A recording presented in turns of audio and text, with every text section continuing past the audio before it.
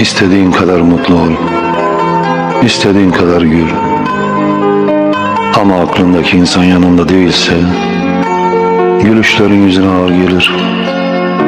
Hep eksik hissedersin kendini, hep yarım. Sanki göğsünün tam ortasında bir boşluk açılmış. Her nefes aldığında biraz daha büyür, biraz daha acıtır. Yürürsün, konuşursun, yaşar gibi yaparsın. Ama içindeki yangını kimse bilmez.